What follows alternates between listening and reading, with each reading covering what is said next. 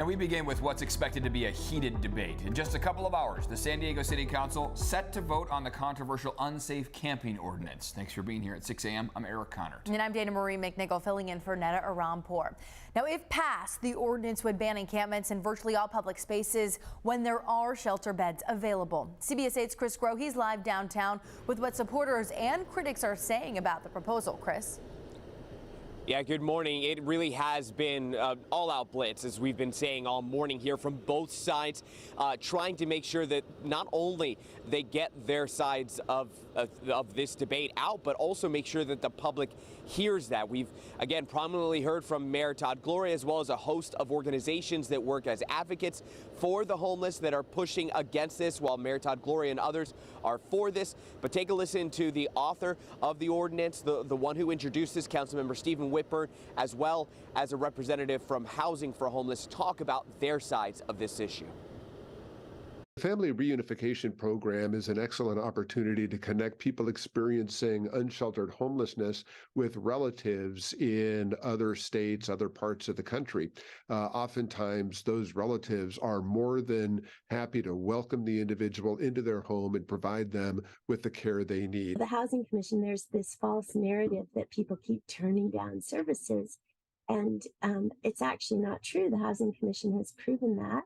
For every 100 people who say, yes, I want to go into shelter, only 30 get in. And so you heard there Councilmember Stephen Whitburn talking about a provision there of the ordinance, talking about family reunification. But then you also heard as well from Joanne Stanley with Housing for Homeless talking about the fact that there are people who are being pushed away from services, or being turned away, I should say, because there's simply just not enough beds, or the system is overwhelmed. Now, as for the ordinance itself, it would prohibit tent encampments in all public spaces throughout the city if shelter beds are available. But there's another provision here. It would ban tent encampments at all times, regardless of shelter capacity, in certain sensitive areas like parks, canyons, near schools, transit stations, and homeless shelters. The city council members, as well as Mayor Todd Gloria and others, have recently highlighted the dangers and negatives of encampments at several media briefings, such as fire risks in canyons. But opponents point out that the system is overwhelmed and that a ban like this doesn't solve any real problems. It just moves the people and essentially makes being homeless illegal. The Regional Task Force on Homelessness Point in Time survey found a 22% increase in the county's homeless population. However, they also just recently released a letter in opposition to the encampment ban. They claim the real need is for shelter beds. Now, the City Council will be meeting at 10 a.m. and CBS 8 will be covering the vote, the discussion, the debate, all aspects of this ban as they come forward. Eric and Dana Marie. Thanks, Chris, with that update. Some critics have questioned whether the ordinance is even legal. A retired judge tells us it could face challenges based on similar cases. In Santee, there is an ordinance that prohibits camping along the San Diego River because of the public safety concern of pollutants running into the river. And there are other public safety exceptions that allow absolute bans, but this one is pretty broad. Retired Superior Court Judge Laura Hallgren says if a legal challenge is brought forward, it may take the U.S. Supreme Court to decide where and when the ban applies. And the city of El Cajon is set to reconsider its ban on homeless encampments and compare it to what the San Diego City Council is voting on today. An unsafe camping ordinance already exists in El Cajon. Now the city wants to see what's different in San Diego's approach and how they can implement it in El Cajon. Mayor Bill Wells says unlike San Diego, most of El Cajon's residents are on board with the idea. He also says the policy is the right approach to addressing homelessness and helping people who need it the most. I know that people are worried about this kind of ordinance because they feel like it's uncompassionate. But honestly, I think exactly the opposite. I think letting people die on the sides of the streets in their addiction, living in filth, being raped and assaulted, that's no way to live. And it's not good for the people that live in the city. Mayor Wells also says the housing first approach doesn't address the root cause of homelessness, which he says is drug addiction and health issues.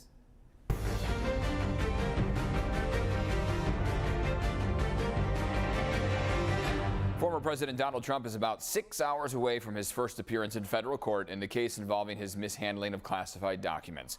Trump supporters are already vowing to do whatever they can to support him. CBS 8's Jesse Pagan explains how the indictment is playing out on the presidential campaign trail. There's no doubt in my mind that this is a political persecution. Many already showing their fierce support of Mr. Trump and bashing the 37-count indictment based on his handling of classified documents. I can't speak for everyone, but I'm going to do everything I can humanly possibly do that's legal before a civil war, because that's what you guys are heading for. The latest CBS News poll after the indictment shows Trump gaining ground on his competitors with support from 61% of likely GOP voters. Whether ultimately guilty or not, right now, only 38% of likely Republican voters say Trump keeping classified nuclear and military secrets is a national security risk. And his challengers seem to be walking a fine line responding to the allegations. This case is a serious case with serious allegations, but in America, you're still innocent until proven guilty. Multiple law enforcement officials tell CBS News online rhetoric calling for violence has gone up in the wake of the indictment. Law enforcement agencies are combing through the posts looking for potential threats, but so far they say they haven't found any credible ones. Meantime, Miami officials are preparing, with the mayor saying his city can handle any incoming protests. Believe in the Constitution and believe that people should have the right to express themselves, but we also believe in law and order. Jesse Pagan, CBS 8. Trump's hearing in federal court is scheduled for noon our time. CBS News will have a special report when he arrives at 11 a.m. This afternoon, Hillcrest Indivisible will sponsor a rally outside the San Diego County Administration building. The group says they, quote, stand behind the American principle that no person is above the law in this country. This morning, homicide detectives are investigating after 7 bodies were found inside a pickup truck in Tijuana. Now, the truck was found near a gas station in TJ. It has California license plate. 2 people have been arrested in connection with the discovery of the bodies, while a third suspect, who was also in the truck, got away. There's a hypothesis that the authorities are investigating that these guys were trying to burn the bodies of these victims. Now, Tijuana's mayor also announced she will be live under military protection in the wake of reported threats, as well as a violent incident a few weeks back. Her bodyguard suffered only minor injuries, but violence in Tijuana is escalating. So far, just this year, there have been more than 800 homicides reported in the city of Tijuana. Last year, in total, there were over 2,000 homicides. If the rate continues, this could be the most violent year in the history of Tijuana. This morning, the San Diego City Council moving forward with a $5.1 billion budget for the next fiscal year, which starts next month. This is the first time ever that the city's general fund has exceeded $2 billion. One of the biggest priorities is fixing streets. The budget allocates more than $140 million to resurface 157 miles worth of roads. This morning, the redevelopment of the sports arena has a new chief investor. Billionaire Stan Kroenke, the owner of the Los Angeles Rams and SoFi Stadium, is the main investor for the Midway Rising project. The development will bring 4,000 homes, a hotel, park development, and a new indoor arena. Mayor Todd Gloria says the project will provide about 2,000 affordable homes and possibly a new sports team. Mr. Kroenke's connections to the world of sports are obviously evident, and to the extent that we have a new arena that will welcome anyone who wants to come to San Diego to be here, our door is always open. Midway Rising still faces one remaining obstacle. A lawsuit is still ongoing over a voter-approved plan to raise the height limit in the Midway area. A trial is set for October. Those renderings look absolutely amazing, Evan. They do, I know. It gets a little excited for the area. Yeah. Well, I knew it's going to be a while before we see it, but excited nonetheless. 6:09, just about to hit 6:10 on our clock this morning. Thanks for joining us here, where we are waking up yet again to cloudy skies. Afternoon conditions should bring us some sunshine. Fewer showers that we have on hand this morning compared to mornings prior, especially yesterday included. But Saturday, Sunday, Monday, those were all days that began with a lot of sprinkles. Today, we we do have a few popping up right around the Oceanside area, moving into Del Mar, a few sprinkles, but less activity compared to yesterday. And we're starting on that warming trend as well. So afternoon high temperatures are going to warm their way up into the low 70s inland this afternoon, as opposed to the widespread 60s that we saw yesterday. 69 along your coastline as opposed to the mid 60s that we saw for Sunday. And across the mountains, yesterday we peaked in the upper 50s. Today we're going for the upper 60s. So the warm up is already being felt virtually county-wide this afternoon, and that's going to be a day-to-day warming trend that continues between now and our upcoming Saturday. It's been 2 weeks of below normal temperatures. Average is 71. Haven't made it there. Had that stretch last week, Wednesday through Friday, of 70 degrees flat.